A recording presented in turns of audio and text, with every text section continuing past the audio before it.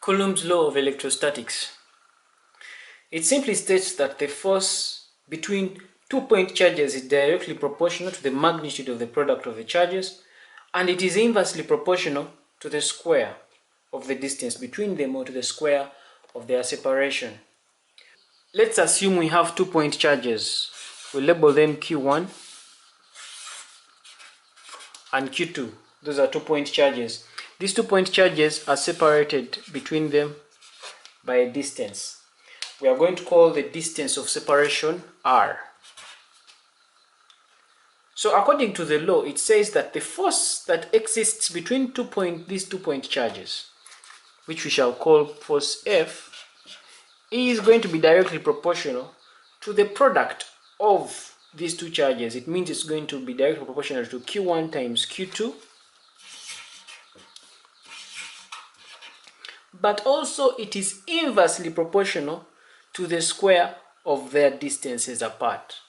So it is directly proportional to the product of the charges and also inversely proportional to the square of the distances apart. So for us to remove this proportionality sign, we are supposed to introduce a constant of proportionality, which we shall call K, and in this case it will become F is going to be equal to K times Q1 Q2 over R squared. From experimental observations, the value of K is equivalent to 9 times 10 to the power 9, which is also equal to 1 over 4 pi epsilon naught.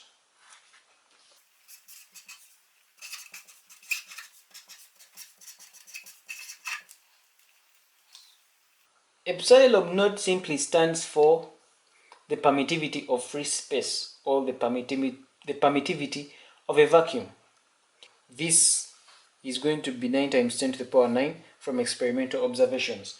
And so it means that our formula for the force that exists between 2-point charges is going to be F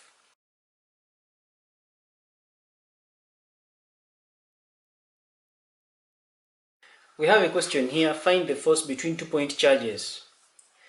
We have positive 4 microcoulombs and negative 3 microcoulombs, and these 2-point charges are placed 10 meters apart in air. So let's try and draw a sketch of this. We have, let's call this Q1. We have that Q2. It's another point charge. This is negative 3 microcoulombs. Micro means times 10 to the power negative 6. And we have here negative 4, positive 4 microcoulombs. And these 2-point charges are separated by 10 centimeters. And now we are required to find the force between those two charges. So what is the force due to Q1? We know that our formula from our previous video, our formula F is going to be equal to Q1 Q2 over 4 pi epsilon naught. Epsilon naught is the permittivity of air, but we know that 1 over 4 pi epsilon naught from experimental observations is equivalent to 9 times 10 to the power 9. So it means that our formula there, F, is going to be equal to Q1 Q2 over this is times R squared, right? Times R squared, multiply that by 9 times 10 to the power 9, like that. So this is our formula, the formula we're going to use.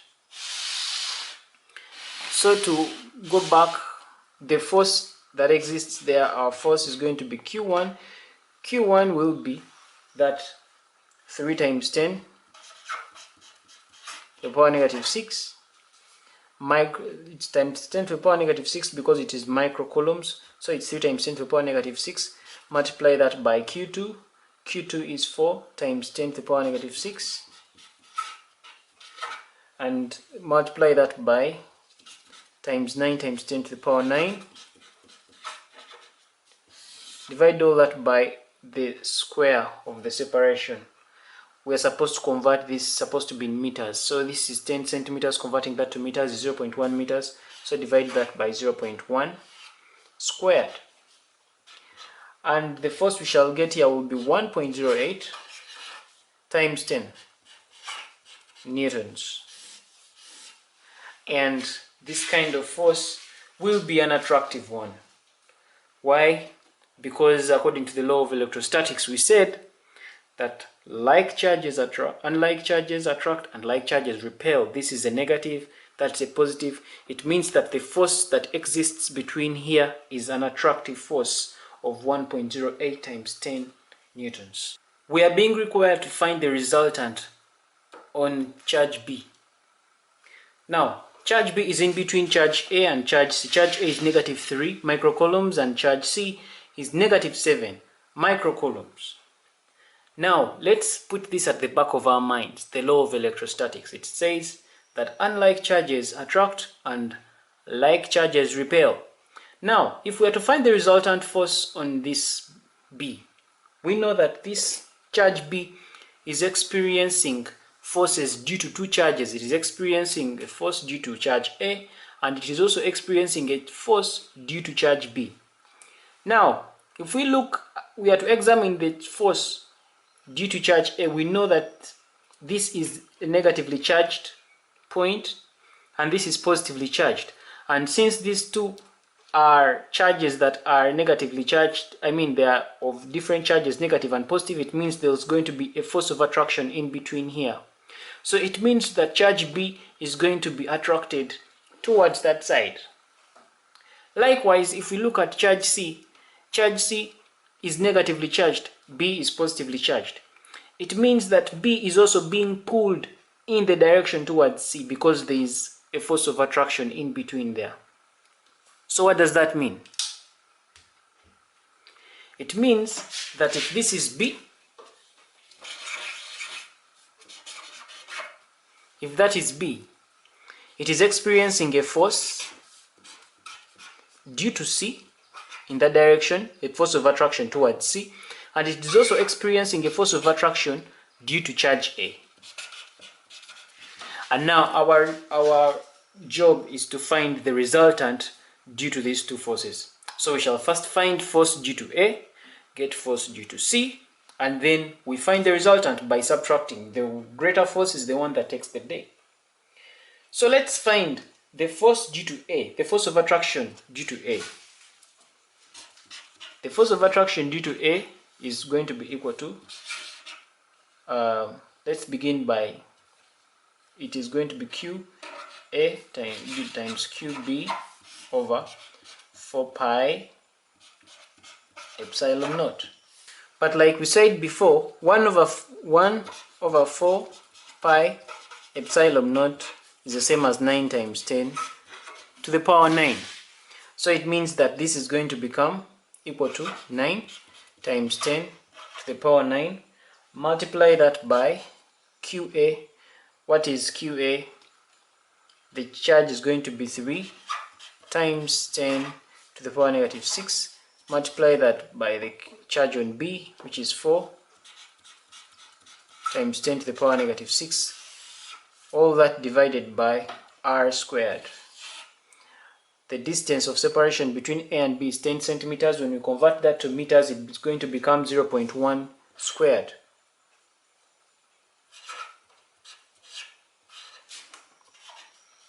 And our answer there will be, it is going to be 1.08 times 10 to the power 1 newtons. So now that is the force of attraction due to charge A. So it means that charge A is attracting B by a force of 1.08 times 10 to the power 1 newtons in that direction.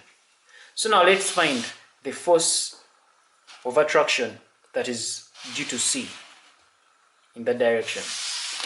So the force due to C, Fc, is going to be equal to QA, that's the charge due to B, QB and QC. So it is QB and QC over 4 pi epsilon naught. So that's going to become 9 times 10 to the power 9. 9 times 10 to the power 9 is the 1 over 4 pi epsilon naught times r squared. 9 times 10 to the power 9, multiply that by QB. B is 4 times 10, it is 4 microcoulombs, so it is 4 times 10 to the power negative 6. Multiply that by QC. QC is 7 microcoulombs, so multiply that by 7 times 10 to the power negative 6. All that is divided by r squared. The distance between B and C is 10 centimeters. Converting this to meters is going to be 0.1 meters, so it will become 0.1 squared.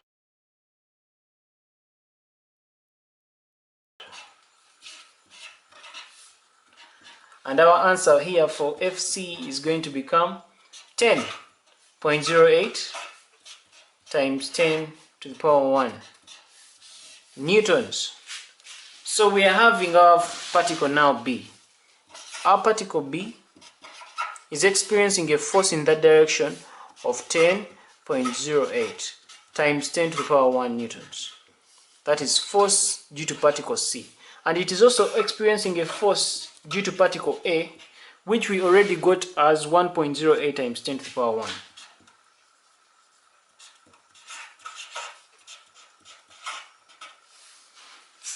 So to find the resultant force F is simply going to be the larger force, which is FC, minus the smaller one, which is FA.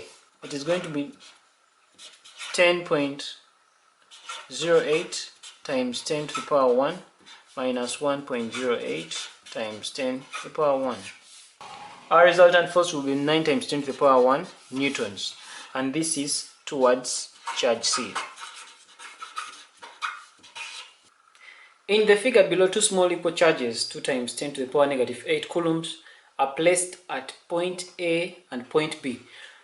One of them is positive and the other is negative. FB is 6 centimeters. That is the distance between A and B.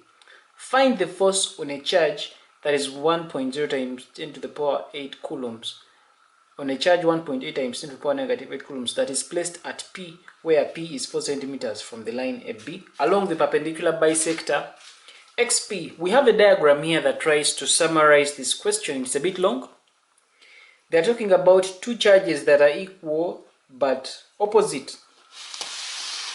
These are the ones at A and B. We have positive 2 times 10 to the power negative 8 and negative 2 times 10 to the power negative 8. They are 6 centimeters apart, and we are having a charge P, which is 1.0 times 10 to the power negative 8 coulombs, and it is 4 centimeters from the perpendicular bisector XP. This diagram serves to summarize this whole question. And the question is asking us, they're asking us to find the force that is being imposed on that charge P. Now, if you look at that charge P, the charge P has got two forces that are acting on it.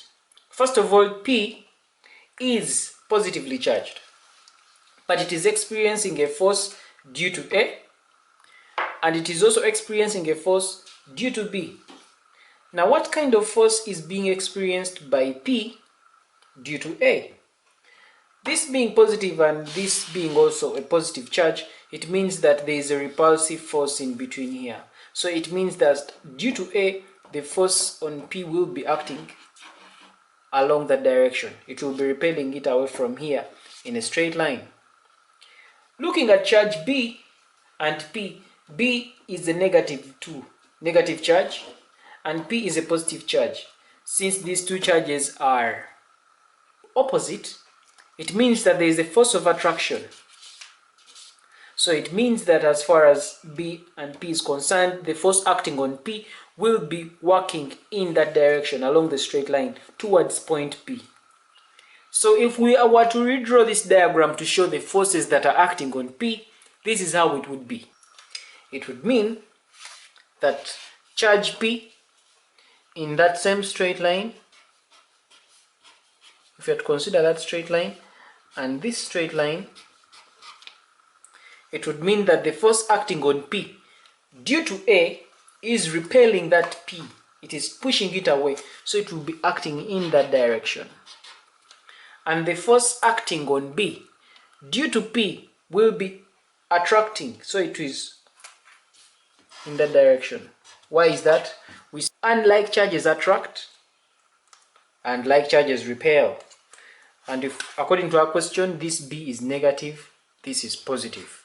That's why there is an attraction here. This P is coming that way. And between A and P, this is positive. This is also positive. So that there's a force of repulsion. This is being pushed away. So you find that charge P is experiencing two forces. Having charge, we are having a force due to A, and here we are having a force due to B. So it means overall, if we are to isolate charge P, it comes out like this. There is a force due to A,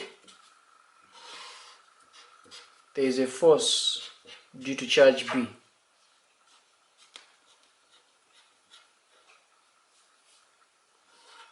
This is inclined at an angle to the horizontal. Let's call that angle theta, and let's also call this also theta. So finding the resultant force due to P, it means that you're supposed to resolve the forces due to this point, both horizontally and vertically. We resolve forces due to that point, and after resolving those forces, we're able to find the resultant force that is acting on that point P. If we are to look at this triangle, we could draw a parallel line here going through this point. This line is parallel to this line. So if we are to get this angle theta there, this angle is the same as that angle down here. So these are called Z alternate angles. So if this is an angle theta, that's an angle theta.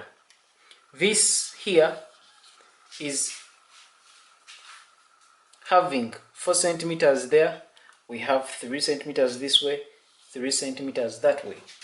It means for us to find the length of this hypotenuse, it is going to be 4 squared. We use Pythagoras theorem, so it's going to be 4 squared plus 3 squared is going to give us x squared, and this value of x is 5.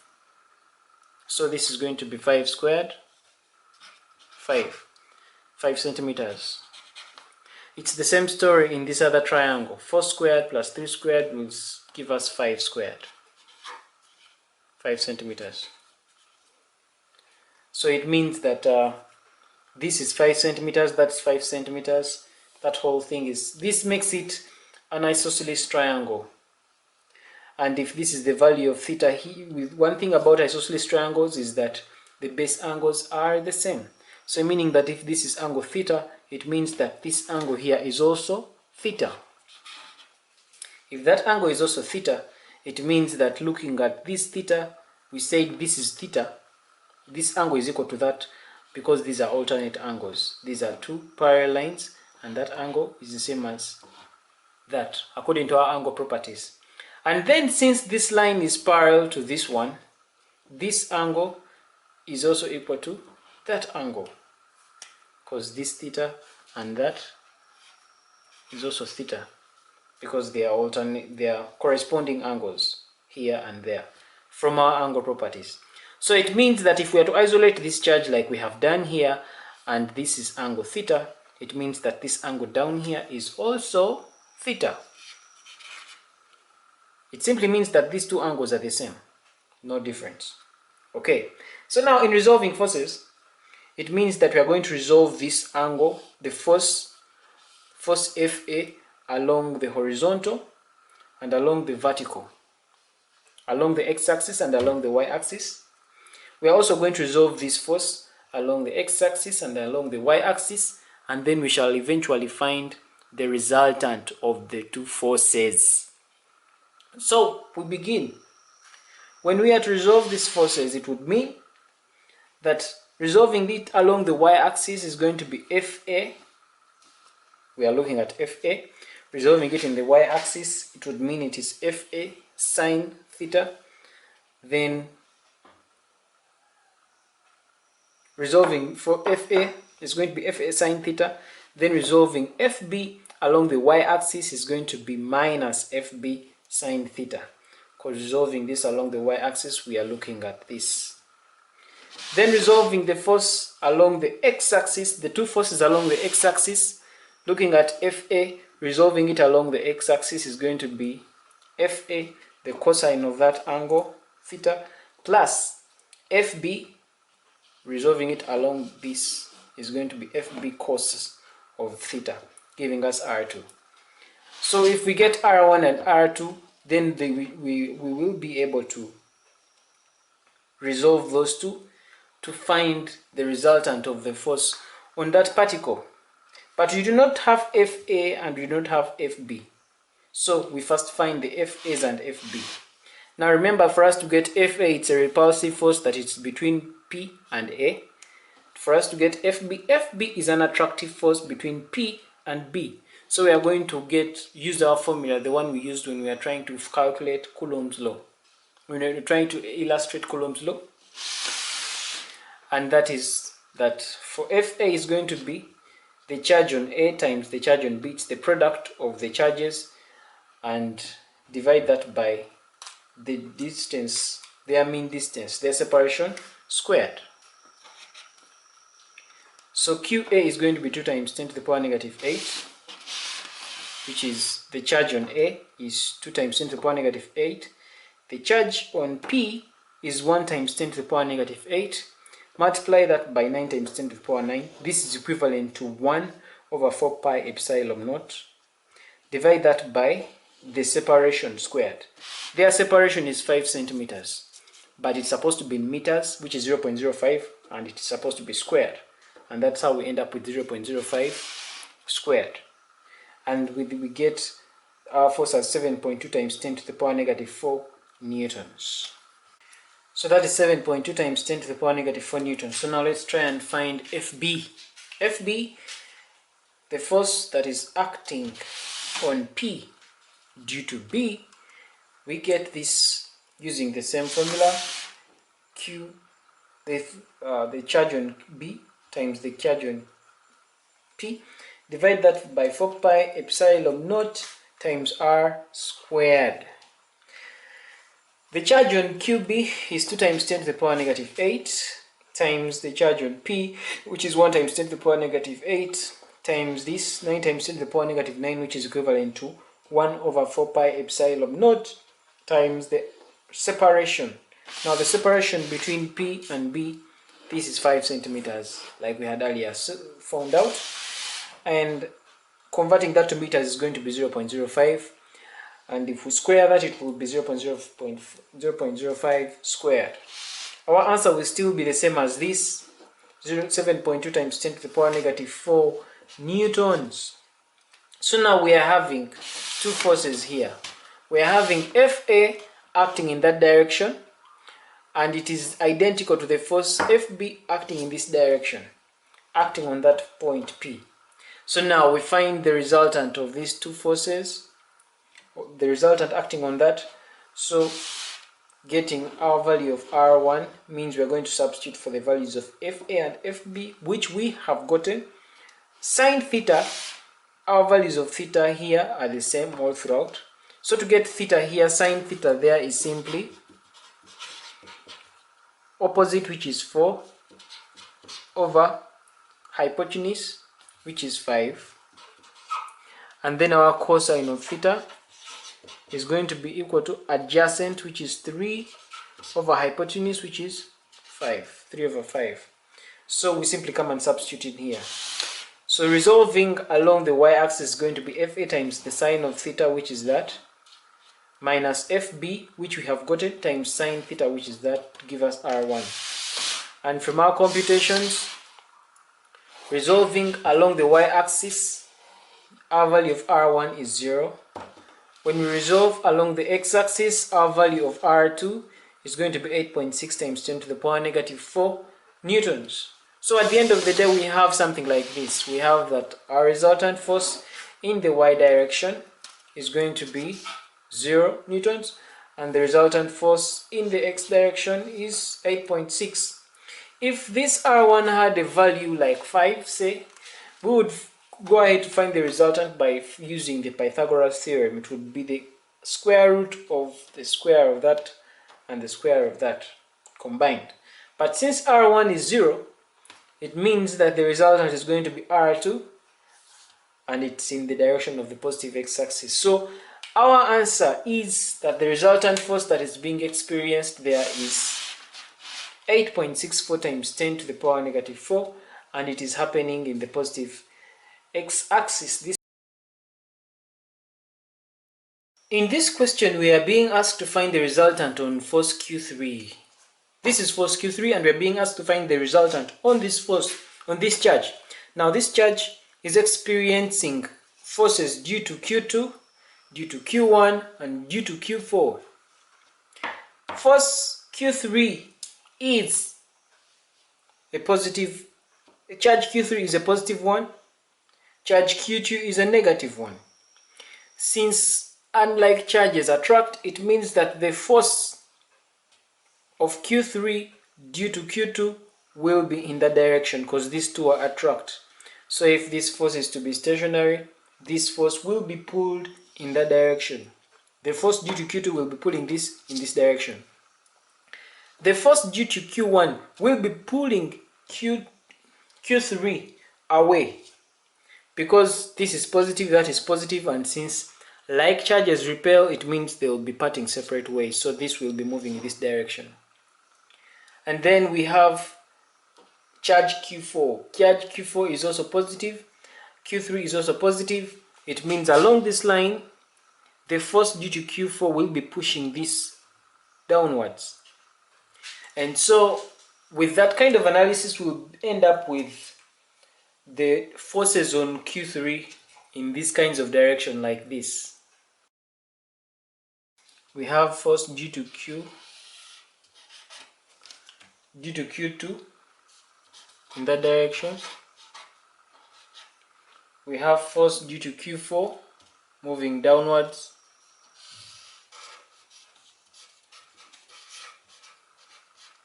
And then we have this in this direction, force due to Q1. So our task is very simple. We are going to find these forces FQ1, FQ4, and FQ2. After finding those forces using Coulombs' law of electrostatics, then we shall find the resultant of these forces, and that will be the resultant force acting on charge Q3. We'll begin finding the force due to Q1. The force acting on Q3 due to Q1, it means we are considering this and that. The charge on Q1 is 2 microcoulombs, the charge on Q3 is 5 microcoulombs. So we begin. FQ1 is going to be equal to Q1 times Q3 divided by 4 pi epsilon naught times r squared. That's going to be, what is Q1? Remember, 1 over 4 pi epsilon naught is 9 times 10 to the power 9. Multiply that by Q1. Q1, if we look here, Q1 is 2 microcoulombs.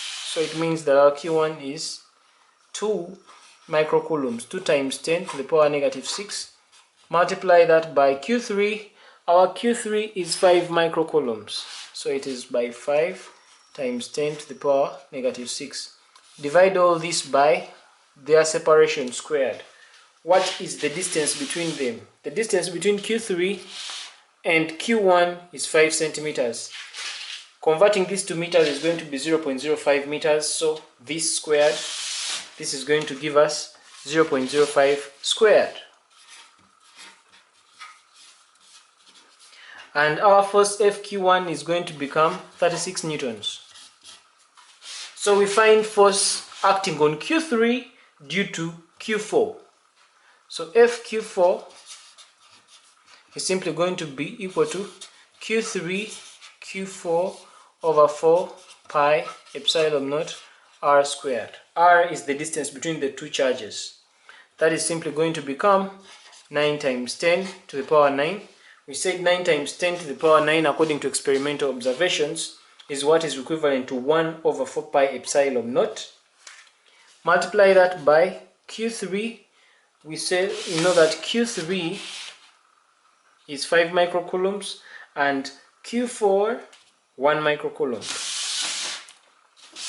So continue with our calculation. It's going to be times Q3, which is 5 times 10 to the power negative 6, times Q4, which is 1 microcoulomb, so it's 1 times 10 to the power negative 6.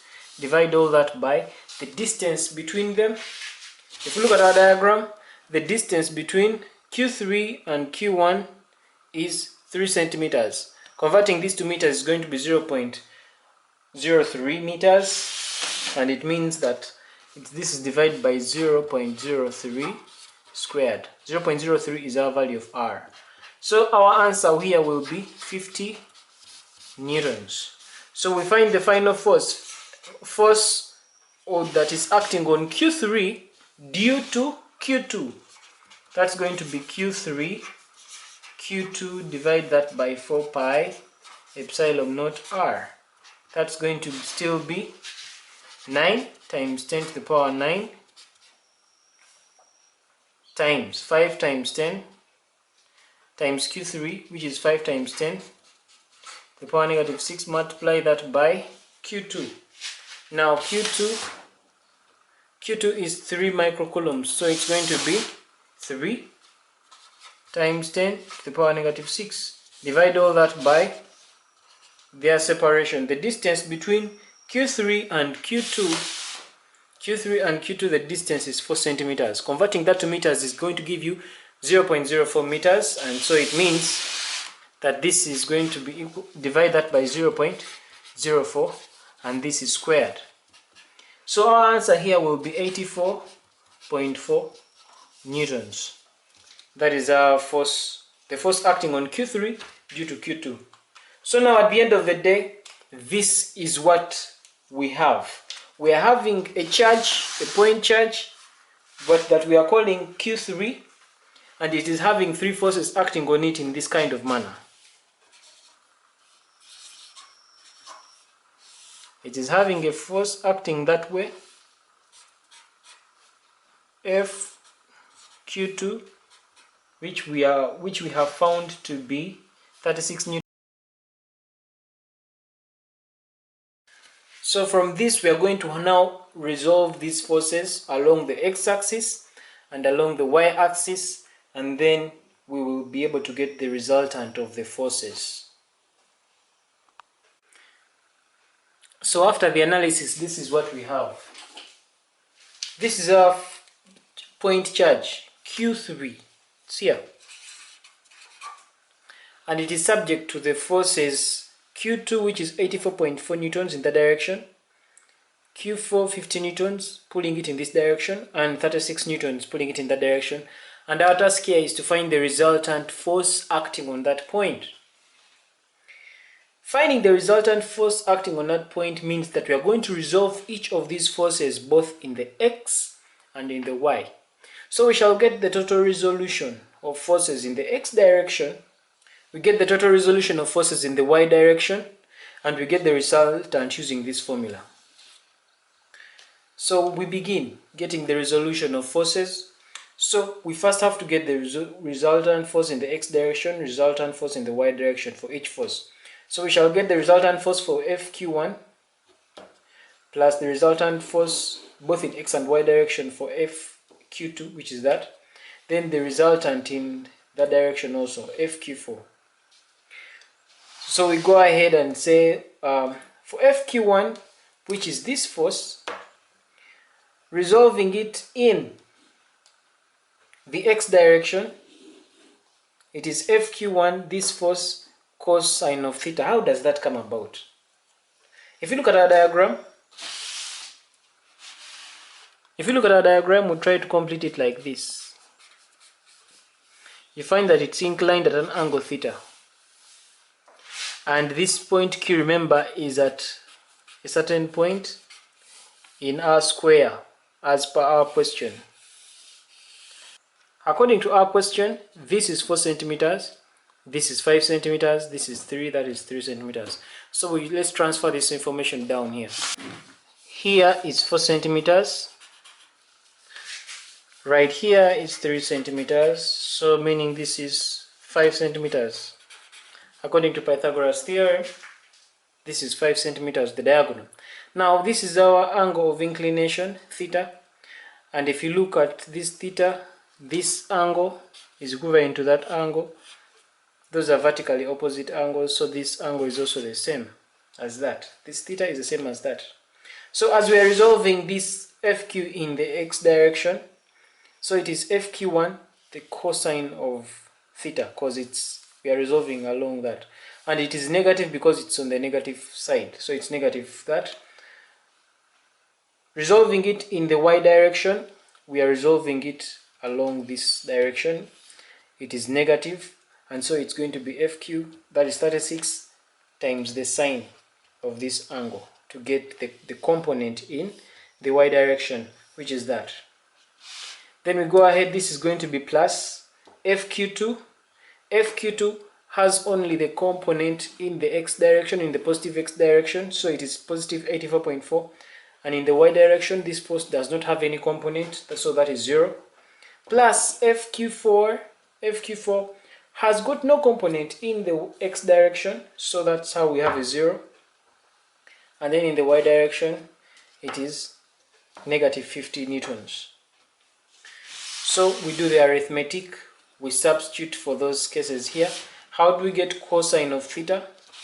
Remember we said that this theta is the same as that theta, so to getting this cosine of this theta, cosine of theta is going to be equal to opposite over hypotenuse.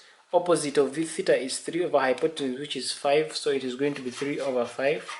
And then the sine of that, the sine of theta is simply going to be adjacent, which is 4 over hypotenuse, which is 5.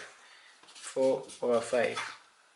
And that's how we get the figures for which we substitute for this cos and this sine. So it becomes FQ1 is 36, so it's 36 times that, plus that and this. So we'll end up with the total resolution of forces in the x direction is 55.6 newtons, and the total in the y direction is 71.6 newtons. So to find the resultant is to simply find, we substitute in the x bar squared plus the y bar squared. Our resultant force is 90.65 newtons. So if our resultant force is 90.65 newtons, it means that our point charge Q3 is like this. This is our point charge Q3. It is in the x direction, it is positive 55.6, so it is acting in that direction. 55.6 newtons. And in the y direction, it is acting in the direction, it is negative 71.6, so that's why it's pointing downwards as 71.6 newtons, because it is negative. So finding the resultant of this, the resultant lies along there. The resultant force, let's call the resultant force R. And it is inclined to the horizontal at a certain angle we shall call alpha. So getting this resultant is what we are using. We used Pythagoras theorem to get the resultant. 55.6 squared plus 71.6 squared. Because at the end of the day, this is 71.6, the same as this. 71.6. So this squared plus that squared should give us that resultant squared. And that's how we get 90.65 newtons. So after getting the 90.65 newtons, now we seek to find the direction of the resultant force. The resultant force is inclined to the horizontal at a certain angle we have called alpha. So to get that angle alpha, we shall use trigonometry. Tan of alpha, which is that, is going to be equal to opposite. The opposite of this angle is 71.6, which is that. Divide that by adjacent. The adjacent is 55.6, which is that, 55.6. So we shall end up with our alpha as 55.2 degrees. So we shall conclude by saying that the resultant is 90.65 newtons at 55.2 degrees to the horizontal. that brings us to the end of this video. Thank you for tuning in. Please don't forget to comment below and hit that like button. Someone out there may like to watch this tutorial. Don't forget to share. Otherwise, for more videos, simply subscribe to this channel. For Kisembo Academy, this is Arnold Rwangakuremi.